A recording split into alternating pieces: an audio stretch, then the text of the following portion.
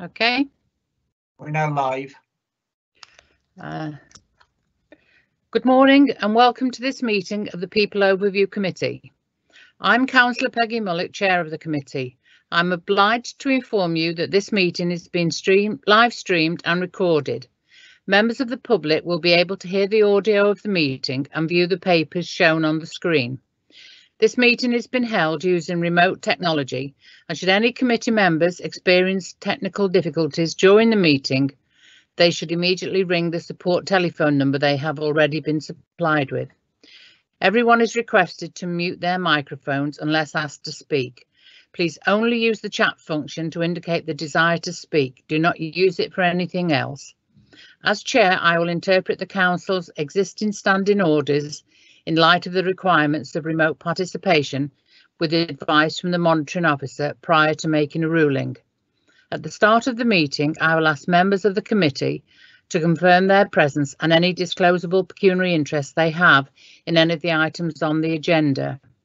I will ask everyone to speak during the meeting, including members of the committee and officers, to introduce themselves each time before they speak. Members are reminded to disclose any pecuniary interest in any matters to be discussed which is not included in the register of interest and leave the meeting prior to the matter being discussed. I have no interest to declare. I'll now read out each member's name and ask them to confirm their presence and confirm if there's any interest.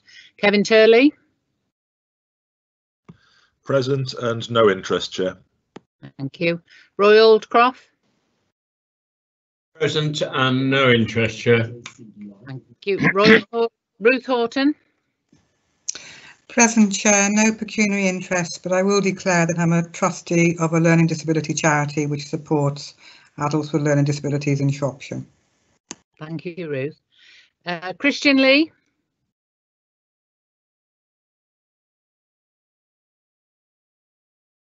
Christian. Right. Matt Lee.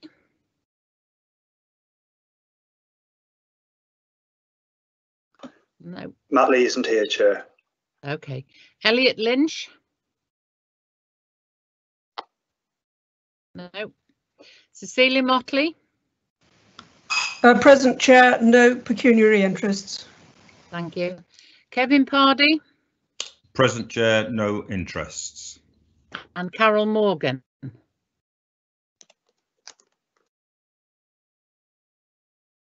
I thought I saw Carol. No, doesn't appear to be with us, Chair. Oh, right. OK. I'll now turn to items on the agenda. Can the committee officer confirm if there are any apologies or substitutions? Yes, Chair, we've had apologies from Sian Lyons from the Hereford Diocese and also from Nick Bartley, the Deputy Portfolio Holder. Thank you. Item 3 was the minutes. Unfortunately, due to staff illness, the minutes of the last meeting are not available, but will be considered at the next meeting. Item 4, public question time. Are there any? No public questions, Chair. Thank you. Item 5 is members' question time. Are there any? No members' questions, Chair. Thank you. Item 6 is preparing for adulthood, supporting the transition from children to adult services. Can the officers introduce themselves and present this item, please?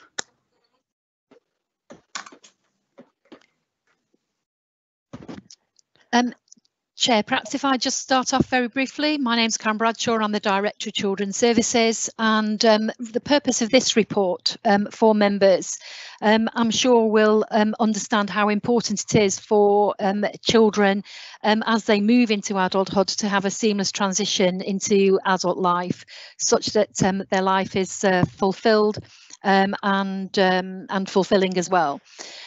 So I think I'm going to hand over to Carol Croxford now to do a presentation in terms of adults, the Adult Services Transitional Team and the role that they play in ensuring that seamless and effective transfer. So Carol, over to you, please. Thank you. Morning, my name's Carl Crotsford and I work in adult services and have a lead responsibility for supporting young people moving into adult services. Also wish to introduce Kelly Kubelis, who's here with me this morning to help with this presentation, who's our senior practitioner who works in the adult preparing for adulthood service. Kelly, are you here? Yes, good morning. Morning. Turn your camera on and introduce yourself. Yeah, camera's on. Good morning, everybody. I'm Kelly Kubelis. I lead for Preparing for Adulthood for Adult Social Care. Okay, so yeah, good morning. I know that everybody's had the report, and this morning we were just going to do a few slides just to talk about the adult Preparing for Adulthood service.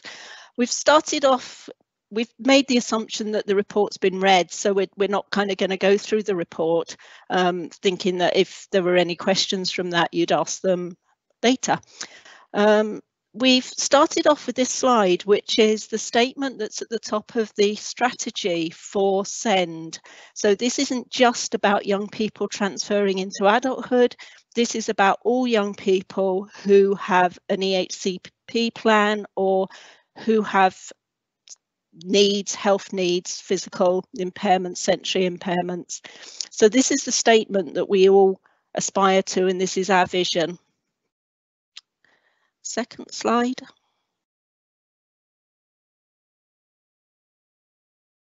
Sorry, I can't put them to the next slide. I don't know who's controlling the slides. Okay, great, thanks.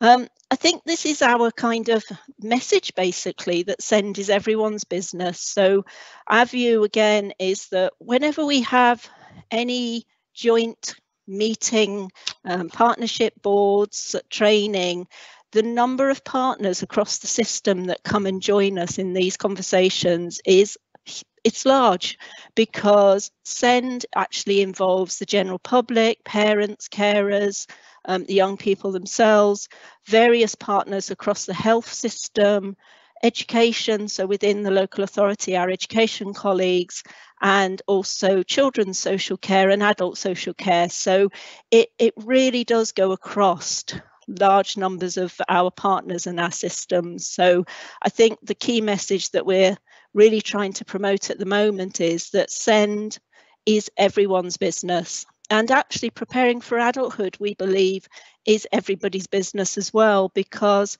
all young people from a very, very early age should be being supported to think about, and often they have aspirations when they're very young that maybe aren't very realistic, but all young people need that support to move forward into adulthood. When you have a disability or an additional medical need, that becomes even more important, that the information and the support is provided to you from, and legally we're talking about having the conversation starting at 14, but we become sort of more actively involved at 16 in order to give people the information and the information that's out there as to what their options may be. So they can start with parents, with carers, with important other people, thinking about what are the things they want to work towards. And that shouldn't just be employment, that shouldn't just be accommodation, but that should also be social, recreational, and the other things that are important in the lives of all young people. I think, Kelly, you're going to talk to us a bit about the Preparing for Adulthood team. Yep.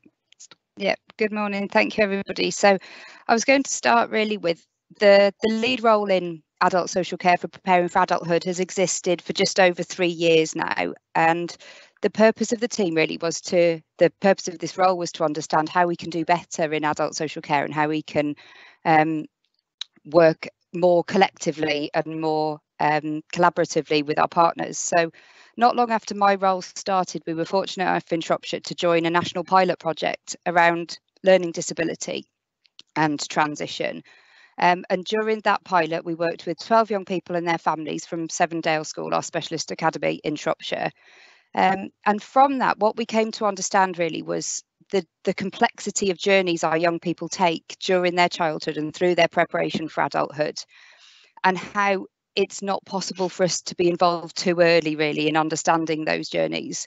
We found that if we found those journeys so difficult to understand, how families must feel making those journeys with their young people, with the amount of services that are involved, the amount of choices that they have to make, and really how difficult that can be whilst living that day to day. So because of that, and because of the learning that we had working with our colleagues in PAC and working with those families, we found that in adult social care, in order to do better, we needed specialist workers in this area who really understood the depth and breadth of what it means to prepare a young person with a special educational need or disability for their adulthood. So in 2018, we introduced a Preparing for Adulthood team. It's a virtual team, which now really everybody is a virtual team, but we have been from our conception. So all of our Preparing for Adulthood workers still sit embedded within their locality teams in adult social care, but we come together virtually. And we work with young people from 16, although we only have a statutory responsibility from 18 for young people for the provision of services. We understand that 18 is far too late to meet a young person and to understand and to support them. So we start working with young people and families at 16 to start to build a knowledge of that young person, to start to share information of adult options about what they might like their future to be, and really build that relationship so we understand that young person and family and can play that pivotal role. And we remain involved with that young person and their family either until they're 25 or until they're settled in adult provision. And that can mean any number of things for young people, that they've moved on from education, or that they're settled in employment, they've moved into some new accommodation away from their family home, or it can mean lots of different things. But then once they've finished their transition with us in the Preparing for Adulthood team, they move back into the general adult social care team. We work to a person-centred, strengths-based approach in the Preparing for Adulthood team. So we really work with that young person to understand what life do they want, what choices would they like to make, what choices are they able to make, and how can we really put that young person at the centre of all provision that we work with them to deliver, to understand what that wants to look like for them, and not what's convenient for our services to deliver, but what that young person really needs. So although we only take referrals at 16 for young people, part of my role is to work with our colleagues in all children's services, children's social care, but also all children's services that provide services to children, to understand what young people's needs are as they move up and as they approach adulthood. So sometimes if a young person is going to need a very specialist service, waiting for a referral at 16 is too late for us. We need to know that much sooner. And we start to commission services and develop services that are really going to meet the needs of our Shropshire young people. And the depth and breadth of their needs is very broad, it's very complex. So we really want to have our services ready in adult social care. So when those young people get to us, we can share with them what their options are, and they really have a really good choice of services, and they understand what that looks like. So they're making choices from things that are real options, not hypothetical options that we may develop in future. We work really closely with our partners, so we spend a lot of time with our colleagues in children's social care, with our colleagues in SEND, with our colleagues in health, to help our families and support our families to navigate through those services, because we need to know what they look like. We need to know who they need to talk to and where we need to refer to in order to support those families and young people navigate through what's a really complex time in transition. So we've made lots of changes over the last 3 years, and we've really developed our services, but we understand that this is constantly evolving and something that we constantly want to develop and change. So towards the end of 2020, we were given the opportunity to start 2 new pilot projects. If we can move on to the next slide, please. And there's 2 with slightly different focuses. So we're working with one pilot project with our colleagues in Disabled Children's team in children's social care, where we're starting to understand and develop how we can start to prepare our young people for their adulthood at a much earlier age. As Carol said, in legislation that begins at 14, but we all understand that children begin to prepare for their adulthood much, much younger than that. So sometimes we find with young people with special educational needs and disabilities that they lack decision-making experience and understanding. They've worked through services or been in families where lots of those decisions have been made for them. So that's the one example where we want to support our young people, and when they're really quite young, to understand decision-making. So with our colleagues in children's social care, we have 2 disabled children's team social workers who now have a small caseload of young people with a range of needs. And with adults and children's working together, we're starting to join up when we're making decisions and when we're supporting those young families. Are we thinking about what that means for them as an adult, not just what it means for them as a child? So when we're thinking about options around education, around care support, everything that's going on in that young person's life, are we thinking about the long-term impact of that and the long-term goal setting for that young person? So is this choice of school, for example, going to support that young person to have the life that they want to live as they get older? Is that care support going to give that family the right information to move on as they get older? And also, if you're working with a young person from a children's service, it's really difficult to support that young person and family to prepare for their adulthood if you don't know what the choices are in adulthood. So as an adult social care service, we want to become much more transparent and get much better at sharing information about what young people's options are, so families can have a lot of time to think about that, and we can start to publish that. So when you're a family with a young person with a special educational need or disability, you can start looking much sooner and start thinking about how the legislation changes and what that means for you as a family. Lots of our families describe to us 18 as feeling like a cliff edge or walking into black fog, and we really want to change that. We really want to dispel that and give people a real depth and breadth of information. So we're also thinking about how we can, what are the barriers for having a really good transition in Shropshire if you're a young person? Is it the services that we deliver? Is it the way we work? So as adults and children, so we're working together and talking to our families about what those barriers are, what are they finding difficult, and then we're looking from the outcomes of that to develop our services and to change things to make that better.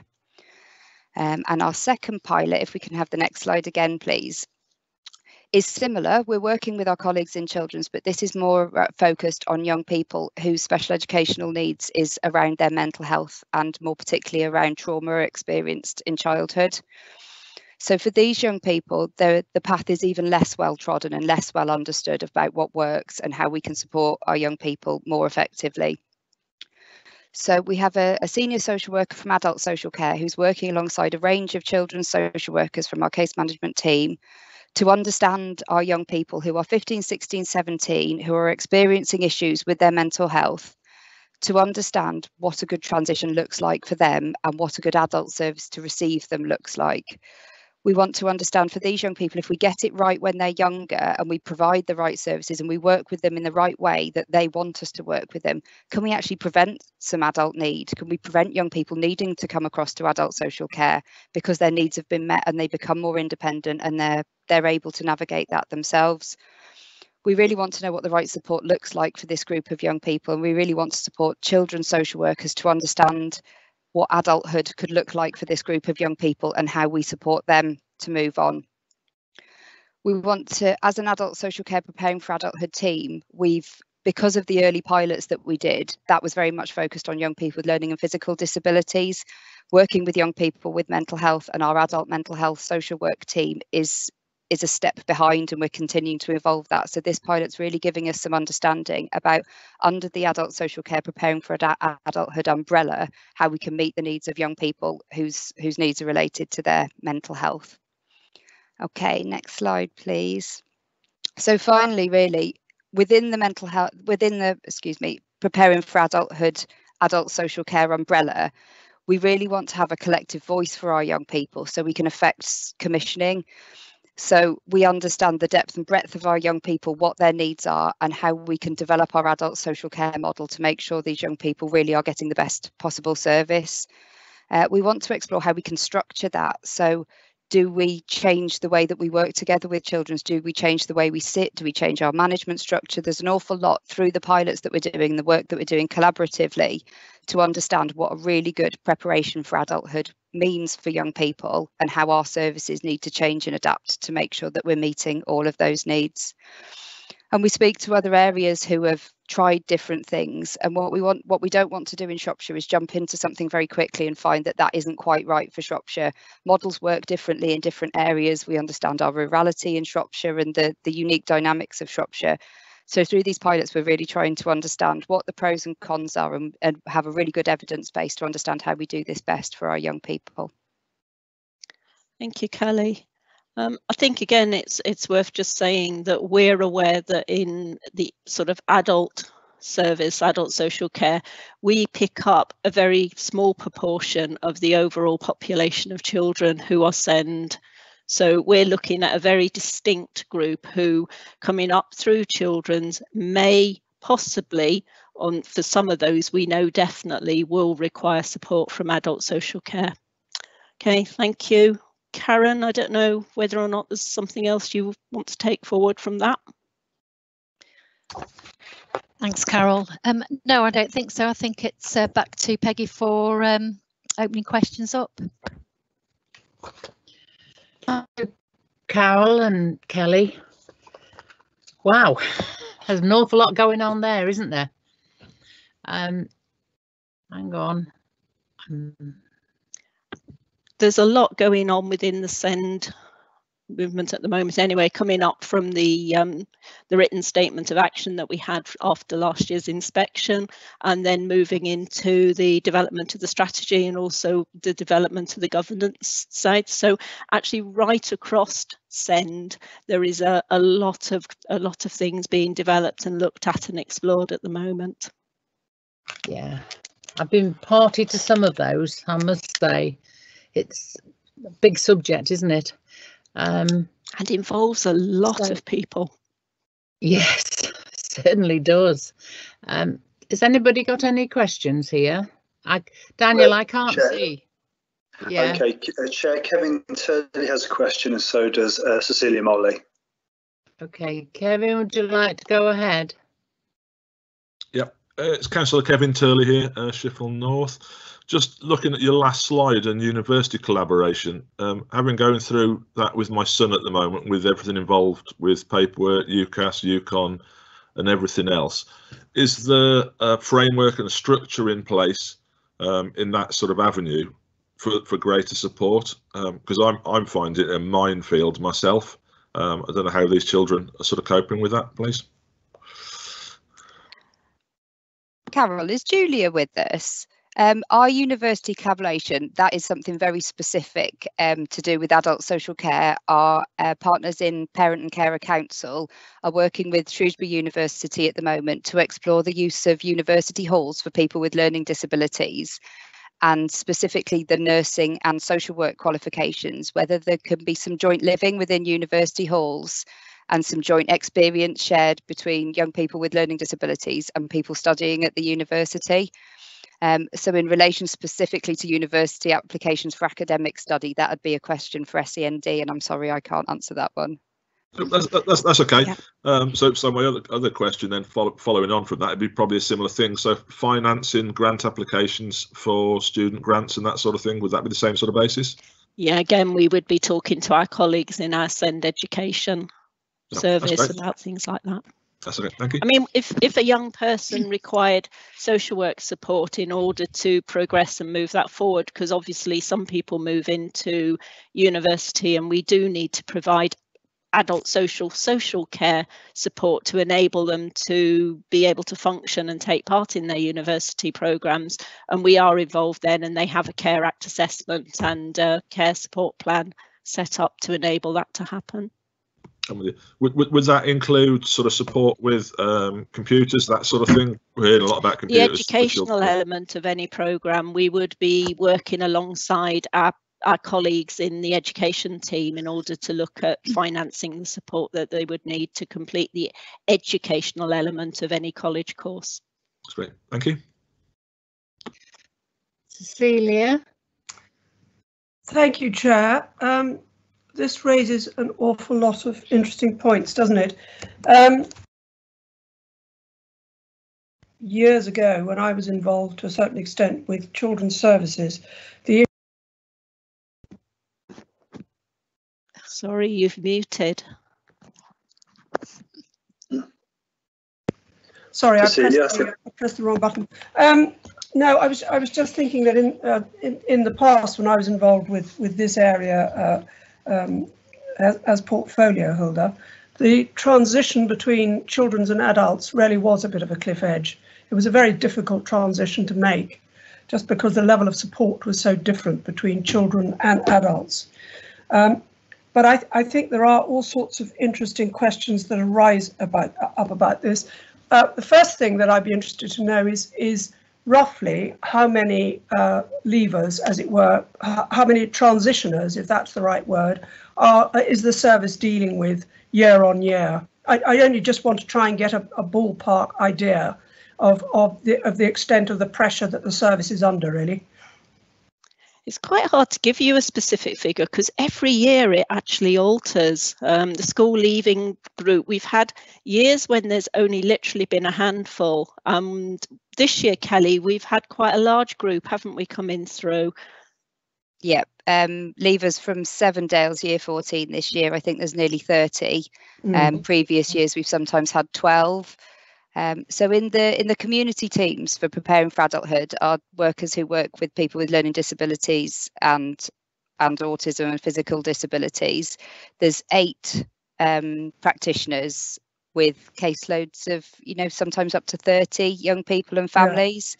Yeah. And some young people don't stay with the team for a long time. Their transition can sometimes be relatively short. They're quite clear about what they want to achieve and where they want to move on to, and we can do that over a year or two. Other young people make much more complicated transitions, from maybe remain in education for longer as an adult post 18. So we work with them for a longer period of time. So young people can be open to the team for quite a range of time. So knowing how many is difficult as people move in and out of the team, but we do understand that the demand is increasing. It's something that's only going to get bigger. Because we're working with children at the different age levels as well. So because we start working in more depth with the 16-year-olds, we've actually got some people that we're working with that are 16 and 17, even though we won't have the lead responsibility because those people are under 18. Thank you for that. And the other thing that I'm interested in is that this has got to be a kind of multi-service effort, hasn't it? Yes. Because you've got to involve mental health services, you've got to involve health services, you've got to involve all sorts of extra, as it were, services down to occupational therapy and all that kind of thing. And from the point of view of everybody managing to coordinate with everybody else, I'm just wondering what problems that presents you with, if you can tell me without it going into tomorrow, as it were. So I imagine that the problems are multitudinous. I do think sort of 3 years ago, that was the factor in making us sort of stop and think this just isn't working and we need to actually do this in a lot better way, and we need to be more coordinated. It is still a lot of work in progress, but the relationships and the partnerships that have been developed are becoming stronger and stronger. I mean, one of Kelly's key roles has been actually developing networks, getting to know different key providers. I mean, we do have young people in provision away from Shropshire, and they might be the only person, so we can't say that we got a great relationship with their providers. But for some of our providers within Shropshire, we've got a lot of young people using that, and Kelly's developed some really good, strong partnership working. There are quite a few forums when we meet, and we'll have sort of conversations about key young people who have key needs. So there might be a complex care panel, or there could be a discussion about some people that we might be worried about having sexual exploitation. And we've also have conversations frequently with the sort of post-16 education officers in education in order to promote that and take that further. I would not say to you that we have got this totally right, or that we've got there, or that we've finished this. This is very much work in progress, and it's a constant conversation with partners as how we can do it better, because we try and listen. Well, we do listen very much to parents and carers, and they've helped shape and influence the direction that we've taken. And what else would you say, Kelly? Could you answer that anymore? No, I agree that as each month goes by through the last 3 years, I think we've built better relationships. Just in the last month, we now sit with our partners from CAMHS and Adult Mental Health in their transition meeting to share information back and forward, to try and make sure that everybody knows what everybody else is doing.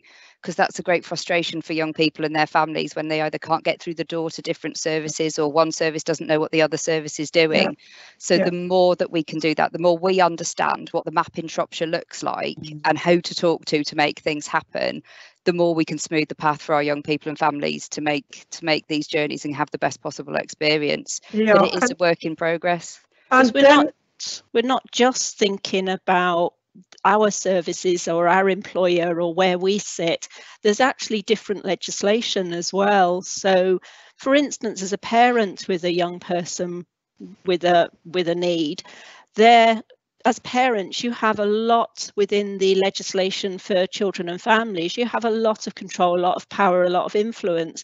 When you hit 18, you become a carer, and there's legislation for carers, but actually that is a different role. It's a change. And so I think it's a really difficult period, not just for the young people we support, but also for their parents and carers and families. Yeah, I think that's a very interesting point. And I don't want to hog this, but just the other question that I'm interested in is the issue of children needing to go into supported accommodation, and again, then what happens to them when they reach the dreaded age of 25? Because presumably now you can see them through in presumably children supported accommodation, and then what happens? If they've moved into adult supported living with us, then there isn't a sort of drop off at 25. Some young people obviously are going into colleges, and that's provision will have however long their course lasts, and then there'll be another transition because it'll be a move on from college into whatever their futures are going to be, whether that's internships, whether that's employment, whether it's voluntary work. But for the young people that have come and lived within our supported living schemes that we're supporting within adults, that won't be a drop off at 25. We haven't got a sort of stop age for that particular provision when we've supported people to move in.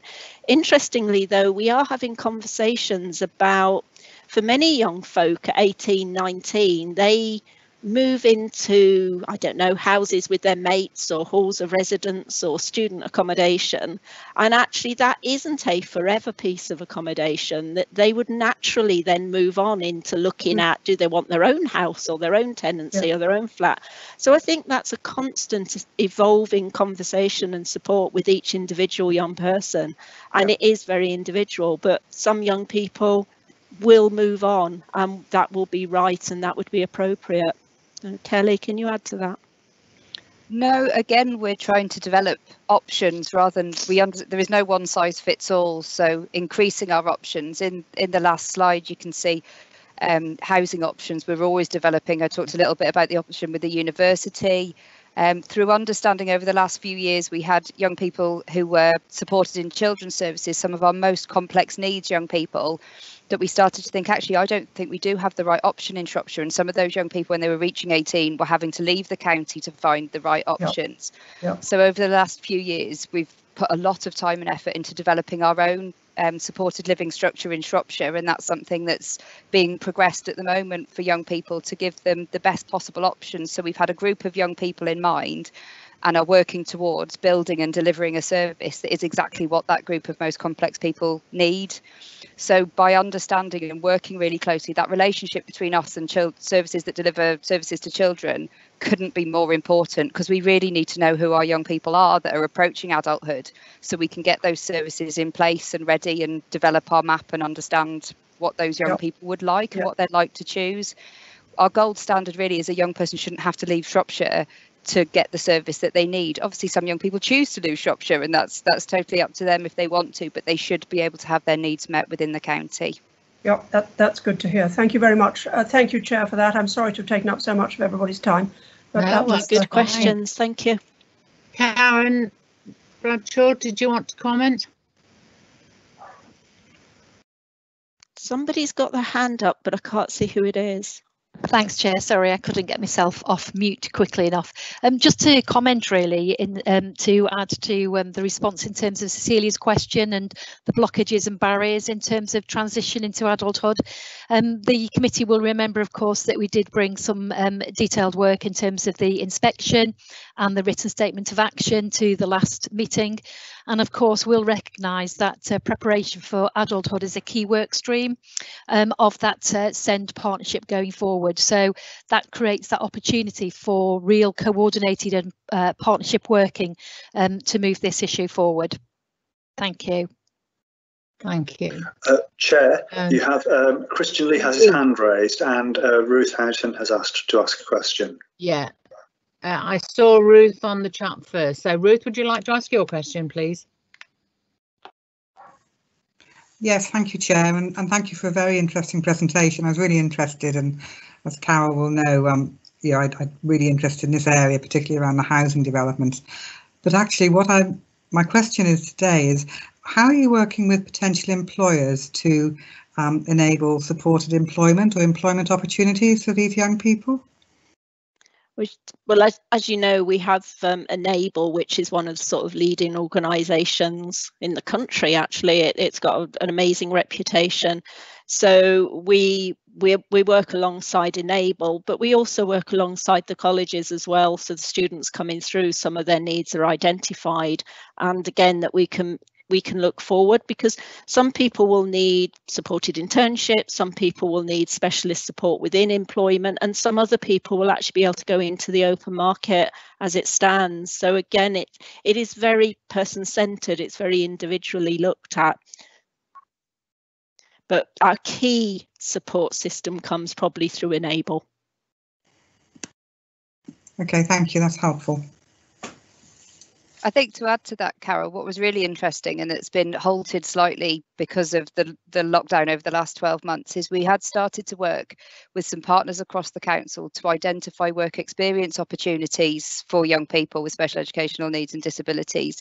So we were about to begin some work with Acton Scott and giving young people working opportunities at Acton Scott within our leisure centres. There was quite a range of services in the council that were stepping forward and saying, actually, we've got opportunities for young people who can come and do some work experience and some learning, which may then turn into voluntary work or paid opportunities for them. So unfortunately that's been held off for the last year, but it's very much something that we want to bring back.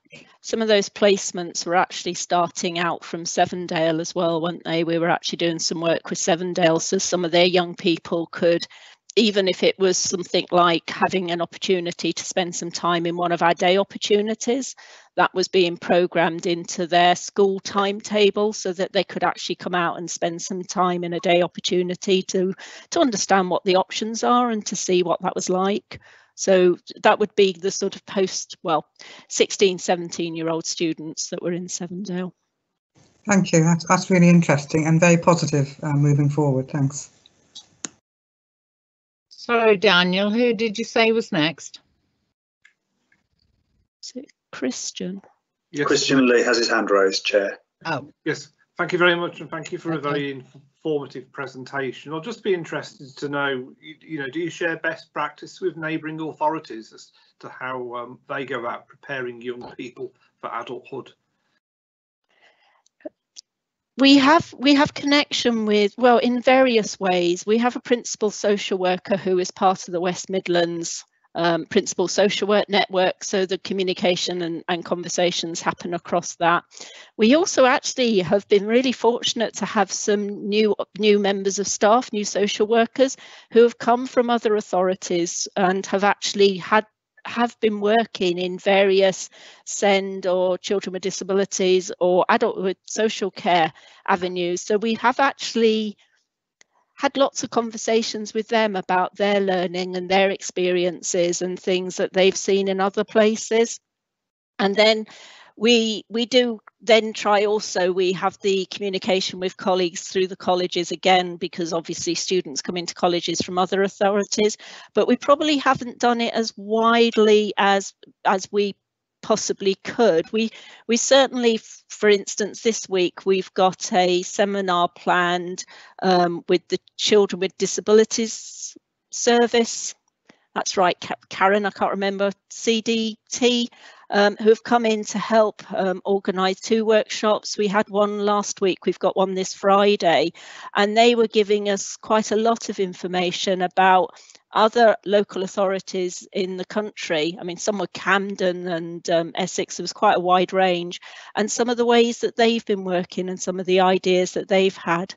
So yes, we do, although it's probably not in a very kind of, you know, every Friday we sit down and have a benchmark conversation with a local authority down the road. Right, thank you for that. Okay, any more questions, please? There are no more questions, Chair. Okay. Well, the recommendations are that we note the work of preparing for adulthood team and supporting young people, and thank you, Carol and Kelly, for a really interesting presentation this morning. Thank you for the opportunity to share with you. Oh, it's good to know such work is going on.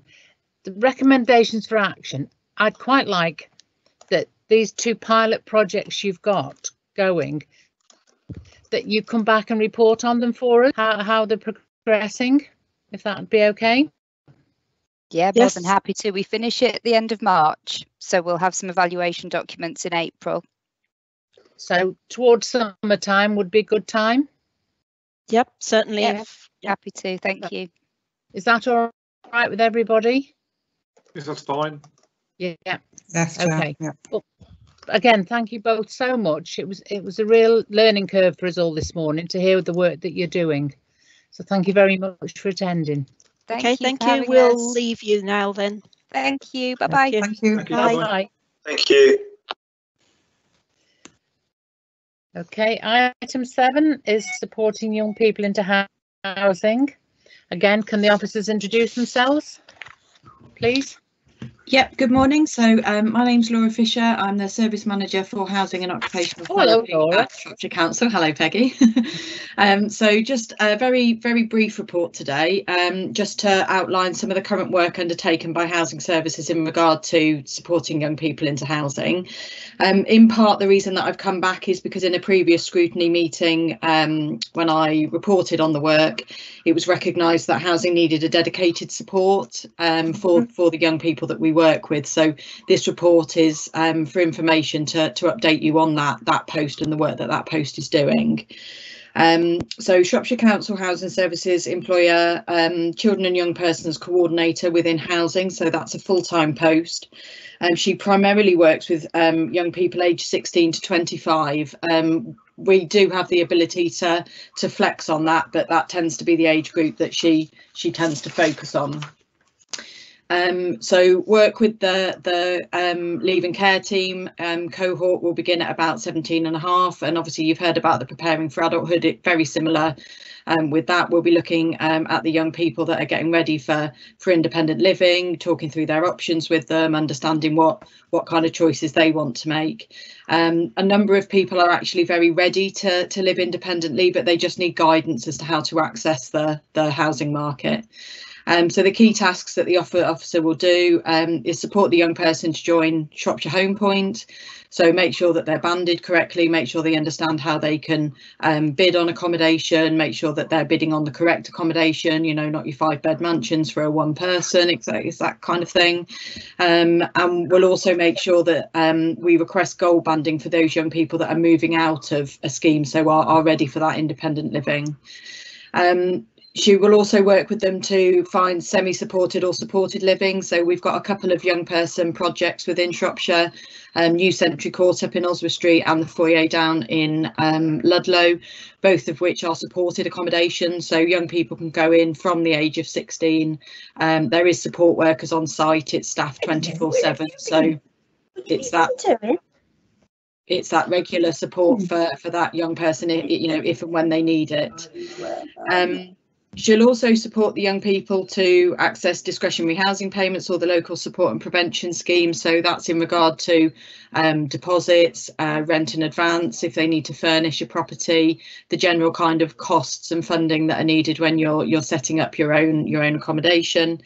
And she will also, as well as the large number of care leavers that she works with, she'll also support any 16, 17-year-olds that come through as homeless. So we do have some young people that aren't already known to children's services that do come through at 16 or 17, and she will work with those individuals as well. She's heavily involved with the children's team. She works very closely with both Compass and the Leaving Care team, undertakes joint assessments with them, which is a statutory responsibility for housing and children's services, to make sure that both organisations or departments are considering the best interest for the young person. And she'll also work with young people that have been placed in Shropshire by other authorities. So from a housing point of view, not so much from a children's point of view, we often have a duty to care leavers that have been in Shropshire for over 2 years. So she will work with those individuals and liaise with those local authorities elsewhere. And she'll also sit on LAC reviews, safeguarding meetings, and sits on the child exploitation panel. So is very much involved in that children's world, even though she sits within housing, and she very much supports the young people and the staff actually across both teams. And then just 2 case studies really that Julie put forward just to kind of evidence some of the work that she does. So one of which is just an example of 3 care leavers that she supported to register on Home Point. So as I said, supported them with their bids. They were all offered a property, so she went with them to the viewing, talked through the tenancy agreement and any other kind of documentation that they would have had to have signed and dealt with. Assisted them to get the rent in advance, to furnish the properties, and all 3 are still settled in that accommodation and are in either education or working. So Julie will stay in contact with them if they want to, or maybe check in every so often, and sort of start that support again if that's needed. And then another example is a care leaver who was a single mum, so again supporting her to bid weekly. But also supported her in regard to the contact with the landlord, so the setting up of the property, setting things up, simple things like carpet. You know, often properties don't have some of those basics, and actually it's about how does that young person fund that and how do they go about getting that organised, and that's kind of the practical work that Julie will do with them. So just from my point of view, I would say she's absolutely invaluable. She's a key member of our team now in housing. The knowledge that she's got and the links that she's made with children's are absolutely brilliant, and I think it enhances the work that we can do and the support that we can give to young people through having this post now. So happy to take any questions. That was a fair job description, Laura. Ruth, you've got. Yes, hello Laura, and thanks for a really interesting quick update there. There's loads of information in that. I'm interested in the housing supply and the sort of a supply of suitable housing for young people, 1 or 2 bedrooms. And do you work with developers to ensure that there's a sort of pipeline of housing supply coming through that's suitable? Yeah, so I mean, to be honest, there's a lack of 1-beds across Shropshire, so that is a problem way that we're talking to our social landlords about, and actually how can we develop better in that respect.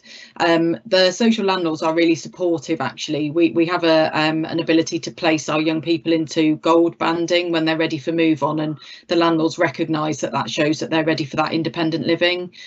Children's services also have a training flat that they can access if they want somebody to sort of test out how they're going to do when they're living independently. So yes, I think it's ongoing work, in answer to your question, Ruth, about the accommodation that's available and making sure that it is suitable accommodation as well in the area that the young person wants. Supply is low in the county of social housing. I think we all know that there's not enough accommodation to go round, so it's just making sure that our young people are in the best position that they can be to access that accommodation as and when they need it. And just a supplementary, if I may, Chair, does our housing policy help or hinder that, Laura? So I think it helps because we're able to place people into gold banding, so it puts them quite high up the register. In the community scrutiny, we have actually just gone through the home point allocations policy because it's due for renewal, and one of the things that we've agreed to do is to try and enhance that offer to our care leavers. So that's a piece of work that's going on at the moment. Okay, thanks. That's what I was referring to, because I commented on that, and there were various comments about, you know, one-bedroom accommodation just being suitable for older people, but it is across all ages. Really. Absolutely, yeah. Thank you. Thank you, Laura. Kevin Pardy, please. Thank you, Chair. You may have mentioned this, Laura, I may have missed it, but back in 1718, we were told there were 883 representations of young people as 16 to 24 homeless. Have you got any figures for today, or the latest figures? I haven't brought those with me, Kevin, but I can definitely provide them outside of the meeting. It's something that we keep a track of. I've just not brought them with me today. Right, thank you. And that's my phone going off. Secondly, if you don't mind, there was what did you call it? Here we go. You had a joint training days with other agencies to improve young persons' customer journeys. Is that ongoing? Yeah, so we have monthly meetings now with the providers, Children's, us, other various agencies, partly to talk about the process and actually are there any issues that we need to look at and change, to look at some of the young people that are in accommodation and actually those that are coming through the system but maybe are already accommodated that then need to move on as well. So yeah, those meetings are now going ahead on a monthly basis, so probably a little bit more less structured than a workshop, but obviously they are happening regularly, so those conversations are happening. Brilliant, thanks very much. Okay. Kev Turley, please. Thank you, Chair. Hi, Laura. You're right. Hi, Kev. Just a quick question over the banding. You say a lot of the children are into the gold banding at the moment. Would priority make any difference to that perspective? And as another question, in light of Cornovi and what they're trying to create, is this being looked at through the Cornovi team with development of more sort of single bedroom properties? Yeah. So the reason that we place people into gold banding is because we can do that before the age of 18, and the idea is that we can work with them in a more structured way to look at what's available.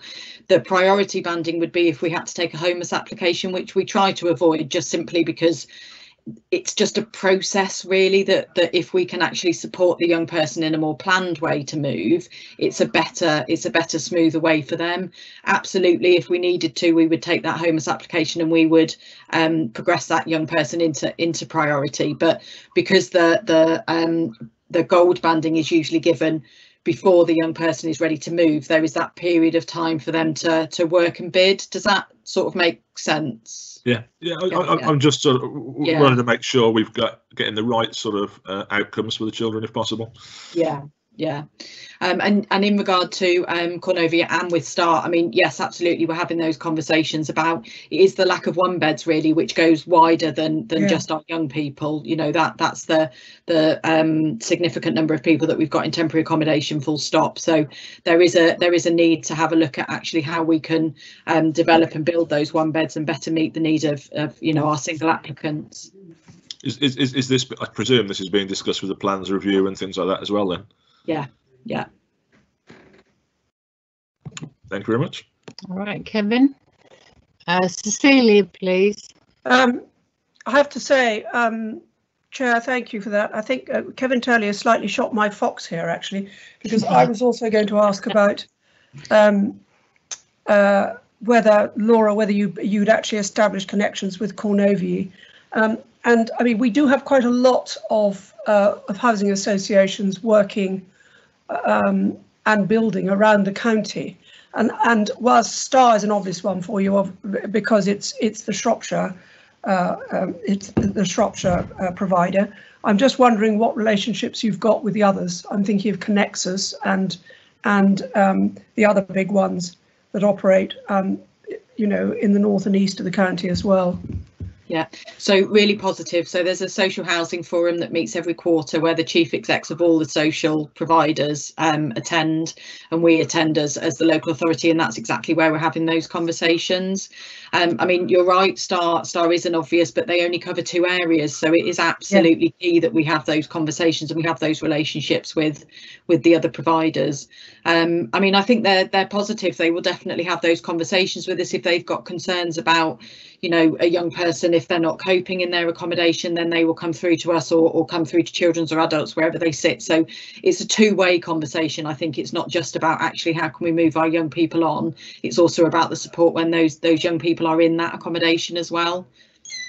Thank you, Laura. This is really quite a new departure, isn't it, in terms of the fact that that the housing associations are maybe working more closely with us to try and think more about their provision in terms of these single homeless young people, which must be welcome, I suspect, from your point of view.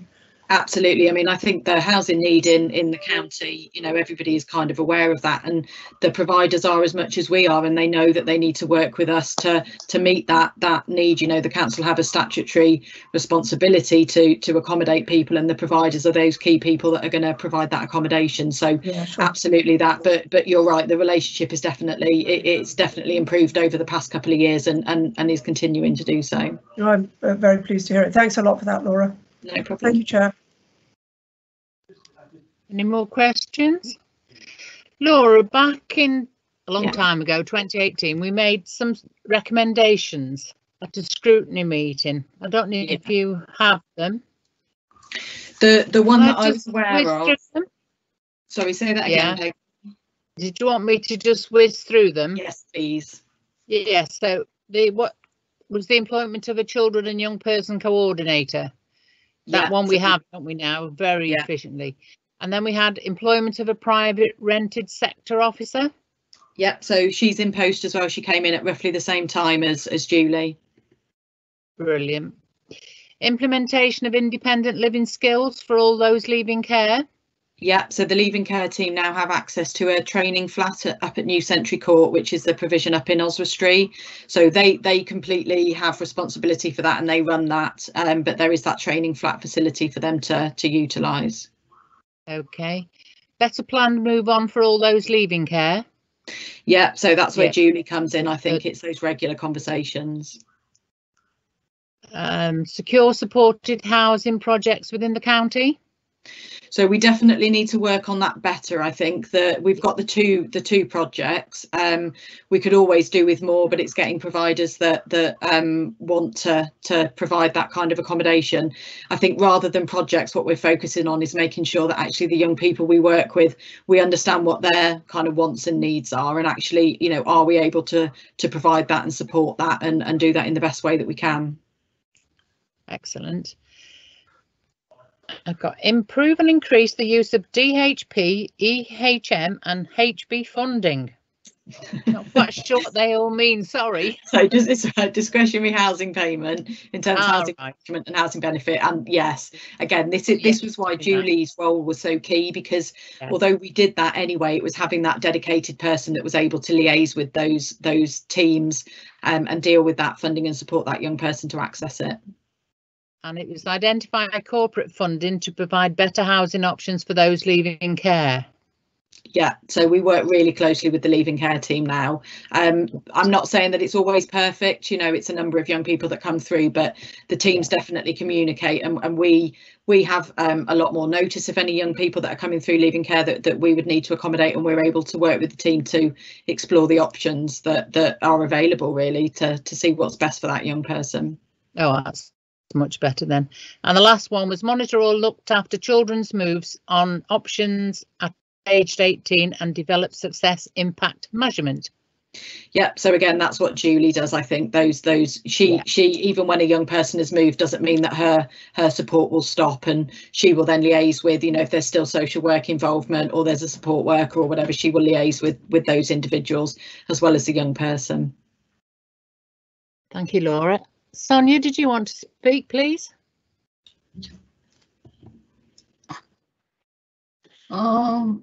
Thank you, Chair. Sorry, I couldn't get my microphone off.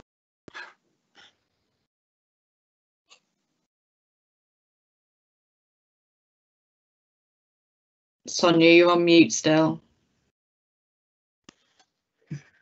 Sorry, it keeps clicking on and off by itself.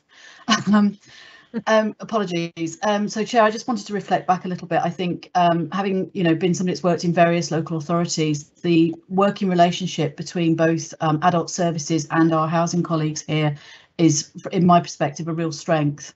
The joint conversations that happen both on an individual level but also at a strategic level are a real sort of strong point, and our children and young people are, in my view, very well supported. There's always more we can do, there's always more we can develop, and you've heard a lot of that today, but other local authorities do not have the kind of interface and strength of partnership working that we certainly have.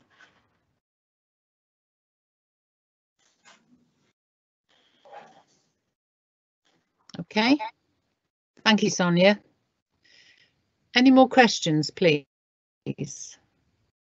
Okay, the recommendation is then we note the work of the council in supporting young people to move into suitable accommodation, and have we any recommendations to further support this cohort of young people? Do any of you have any more recommendations?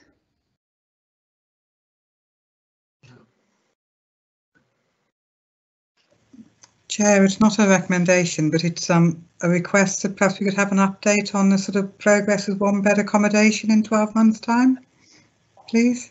Yes, yes, yeah. Laura, that okay? Yeah, absolutely okay. Fine. Happy to come back. Laura, can I thank you? There's been a heck of a lot of work done since 2018, that's for sure. Definitely better. And thank you, Sonia, for chipping in as well. Thank you all. You answered all the questions that I'd got on here by what you were telling us, so excellent. And it's good news story for our young people. Just a shame we lost the Stonham places in Whitchurch. They were excellent, but hey ho, we may get something back down the road. Okay, thank you very much. Okay, item 8 is the future work programme. Hello, Chair. Would you like me to cover this? Yes, please. Okay. Yes, please. Okay. Thank you. It's Daniel Webb here, Overview and Scrutiny Officer supporting this committee. Because we have an election in May, fingers crossed, the work programme presented to you only runs through till May, i.e. the next meeting and no further.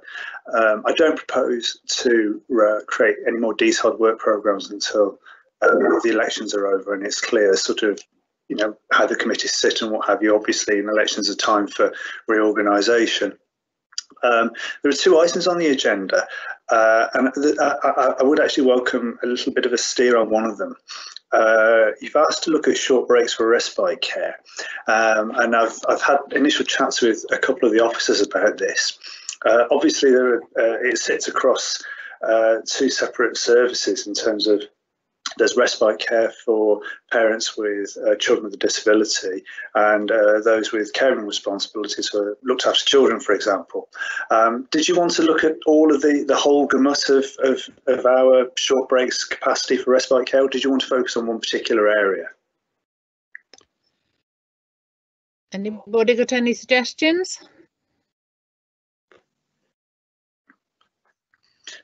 I think we should look at it across the whole age range, personally.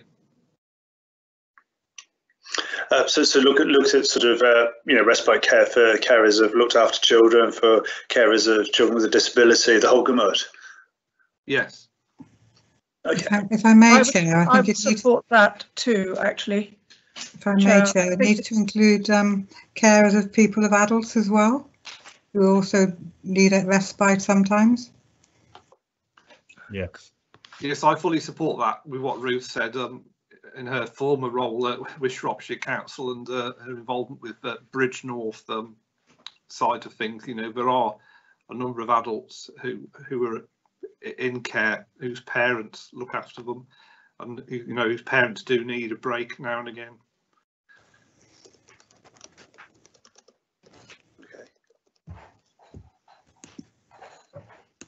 Wonderful, and that does fit very much within the remit of this committee, so I'll make inquiries on that. Thank you. Then the other item is looking at drug and alcohol services for young people specifically. Now, as it happens, I'd arranged a meeting already with Jane Randall to cover a piece of work looking at mental health services, adult mental health services. So I do wonder, thinking about that and thinking about the comments earlier, whether you wanted to sort of look at the whole drug and alcohol service as a whole, rather than just focusing on young people. I think the remit of the Health and Social Care, Adult Social Care Committee is mental health rather than alcohol, and we're only looking at this tangentially. But it just sort of strikes me actually that the committee might want to look at all ages here. I would support that, Chair. I think it's very sensible, because it seems rather silly to cut it off at 25, doesn't it? Yeah. All right, Daniel. Yep, no problem. Okay, then I will make arrangements accordingly for that. Then, I mean, obviously going ahead, we had a meeting, had one of our occasional sort of informal meetings where we sort of discussed child poverty. So I'm carrying on preparing a piece of work for that, but that won't be until after the election now. So I'll bring more information to the March meeting on that.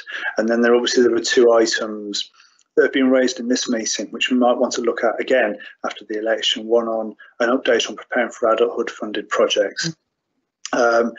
You've also asked to look at 1-bedroom accommodation for children and young people. I would perhaps suggest that you refer this to the Communities Overview Committee, who generally has responsibility for this, and because I think this touches on a broader issue around 1-bedroom accommodation, of which there's a shortage for people of all ages. You happy with that, Ruth?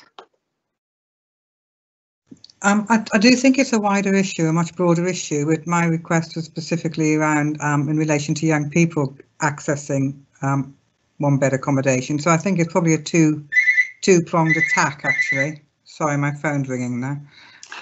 No, it's not. Yeah, I think it's a two-pronged approach. So there's a wider housing issue around having suitable accommodation, but specifically for the presentation from Laura, it was in relation to, in 12 months' time, how many people are still needing, what's the demand like for 1-bed accommodation for young people? Okay. Chair, okay. As chair of the Communities Overview Committee, I'd be quite happy to look at this, certainly from the adult perspective, or from both, if depending on what the committee feels. I should point out this committee has a remit to cover people of all ages, not just children and young people, although that's traditionally where we've looked. So I mean, really, it could sit. My suggestion would be, just in terms of saving officer to capacity, really, and asking them to present at several meetings, is that because the need is at all ages, and because this committee has a remit for all ages, it could sit very easily within communities. It could sit within people. What I'm guarding against here and trying to steer you against doing is looking at an almost identical item from 2 angles within the remit of 2 committees. I think it should sit within one or the other, just to sort of maximise the efficiency of the work. Well, I think otherwise it would become quite confused, wouldn't it? That would be my concern. Yeah. Peggy, Cecilia, could we do this as a joint working group on this one, because it's so important across both frameworks? Somebody's fire alarm's going off. That's mine. It's just some burnt toast. Okay. I don't really mind what format it's in, to be honest with you. I just think it's an item that needs looking at. And if Peggy wants to take it, that's fine. Otherwise, I'm happy to do it. It's whatever is going to be the easiest and most effective all round, really. But I don't think we should fragment it. That's all. No, I agree. Can I ask? It's Royal Croft. Could I ask whether or not that would cover sofa surfers as well? Because they need single bed accommodation, don't they? Yeah, I think it should. Well, I mean, sorry, the choice isn't up to me, but I'd be perfectly happy to look at them as well, because there are sofa surfers at all ages after all. Yeah, I agree with that. Okay. Well, perhaps what I should Yes, might agreed. suggest then, what I might suggest then, rather than sort of trying to sort of come down to a decision now, is if I place it on the work programmes for both committees, and I can have a sort of conversation away from a live meeting about where it sits, and it might come down to something as simple as work programmes in the end. Yeah. So I don't think there's any decision to make now. I think if we've decided that this is a single topic that warrants looking at, then I think that's as much as we need to decide today. I'm happy with that, if you are, Peggy. Yeah. Ruth, are you Okay. happy? Yes, as long as it's not missed, that's the main thing. No, we won't Okay do then. that. Okay then, Chair. Then in that case, I will. I ask to move to agree the work programme subject to the changes that I've suggested, which is that we specify that short breaks for respite care is for respite care for people of all ages, all those with caring responsibilities for people of all ages, and that we also broaden out the drug and alcohol services item also to extend from young people to people of all ages. So yes, that is the work programme that I present to you for agreement. Everyone agree? Yes. Mm-hmm. Yeah. Yes. Yeah. Thank you, Daniel. Thank you.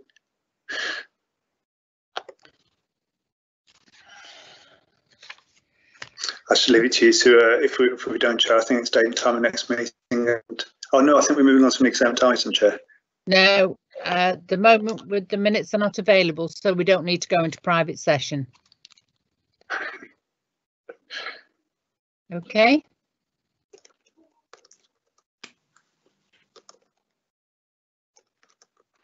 Yeah. So I'll bring the meeting to a close. Oh, sorry, Daniel, date and time of next meeting, please. That's a very good question, Chair. Give me a moment. Tim, are you around? Can you specify the time of the next meeting, please? On the work programme, it says 24th of March. It does, but I think there's been a bit of a move around. I've got it here. It's actually Wednesday, the 3rd of March. Oh, right. And the time? At 10 a.m. Okay. Thank you, everybody. Thank you to all our speakers. Thank you all. Thank you all. Okay. Stay safe till we see each other again in March. Yes. Yes, thank Okay. you for this meeting. Thank you. Okay. Bye-bye. Bye. Bye.